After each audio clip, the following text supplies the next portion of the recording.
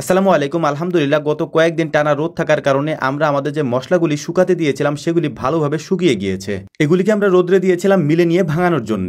এখানে যে মশলাগুলি দেখতে পাচ্ছেন, এই মশলাগুলির পাশাপাশি এখানে যে গম এবং মুসুরের ডাল রয়েছে, এটাও আমরা আজকে ভাঙাতে নিয়ে যাব ইনশাআল্লাহ। যদিও এই মশলা, মুসুরের ডাল এবং গম এগুলিকে যখন আমরা ক্ষেত থেকে উঠিয়ে নিয়ে আসি, তখন এগুলিকে সুন্দর করে রোদ্রে দিয়ে তারপর আমরা প্রক্রিয়াজাত করে রেখে দেই। তারপর দীর্ঘদিন পর্যন্ত এইভাবে থাকে। এরপর যখন এগুলি আমাদের প্রয়োজন হয়, তখন আবার ভালোভাবে রোদ্রে শুকিয়ে এগুলিকে আমরা ভাঙিয়ে নেই খাওয়ার জন্য। তবে আজকে এগুলিকে আমরা এত বেশি পরিমাণে করছি, এর পেছনে কয়েকটা কারণ আছে। আমাদের কাছ থেকে যারা ঘি অর্ডার করেন, বিভিন্ন সময় তারা আমাদেরকে জিজ্ঞেস করেন যে ভাই, আপনাদের কাছে এগুলি পাওয়া যাবে কিনা। তখন আমরা তাদেরকে বলি, আমাদেরকে সময় দিলে আমরা এগুলিকে প্রক্রিয়াজাত করে সুন্দর করে রোদ্রে শুকিয়ে ভাঙিয়ে আপনাদেরকে দিতে পারবো ইনশাআল্লাহ। সেরকম কিছু অর্ডার আমাদের কাছে ছিল, যে কারণেই আমরা আমাদেরগুলি ভাঙানোর পাশাপাশি সেগুলিও আজকে সুন্দর করে ভাঙিয়ে নিয়ে তাদেরকে পাঠিয়ে দেবো ইনশাআল্লাহ। মরিচগুলি শুকনাই ছিল, এই শুকনা মরিচগুলিকে হালকা একটু রোদ্রে দিয়ে আর একটু মচমচা করে তারপর আমরা একটা ব্যাগে ভরে নিয়েছি।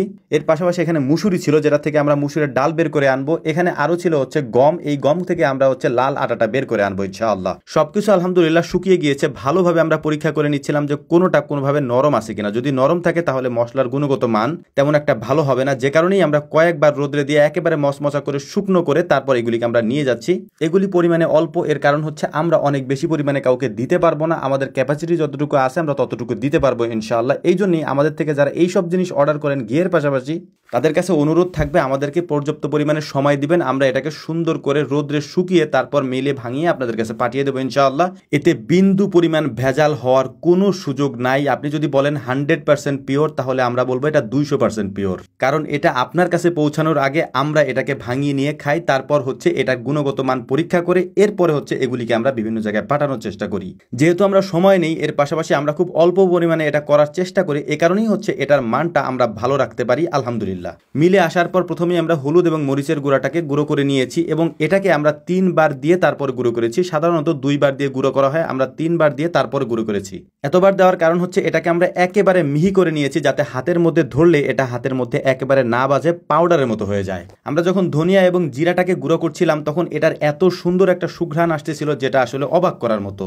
একটা বিষয় আপনাদের জ্ঞাতার্থে বলে দিই, সেটা হচ্ছে জিরাটা আমাদের সংগ্রহ করা, কারণ জিরা আমাদের এদিকে উৎপাদন করা হয় না। এ কারণেই হচ্ছে জিরাটাকে আমরা সংগ্রহ করেছি। যিনি আমাদের কাছে চেয়েছিলেন তিনি জিরার গুঁড়াও চেয়েছিলেন, যে কারণে আমরা ভালো মানের জিরাটাকে সংগ্রহ করে তারপর এটাকে রোদ্রে ভালোভাবে শুকিয়ে এরপর গুঁড়ো করে তাকে দেওয়ার চেষ্টা করবো ইনশাআল্লাহ। এবছর আমরা আমাদের জমিতে যে পরিমাণ গম পেয়েছিলাম তার সমস্তটাই আমরা রেখে দিয়েছি, কোনো গম আমরা বিক্রি করি নেই। ওই গমগুলি থেকেই এখন আমরা লাল আটা উৎপাদন করছি। তো আলহামদুলিল্লাহ আমাদের মোটামুটি অর্ধেক মশলা ভাঙানো হয়ে গিয়েছে। এখন আমাদেরকে যে কাজটা করতে হবে সেইটা হচ্ছে মুসুরের ডালটাকে আমাদের এখন ভাঙাতে হবে।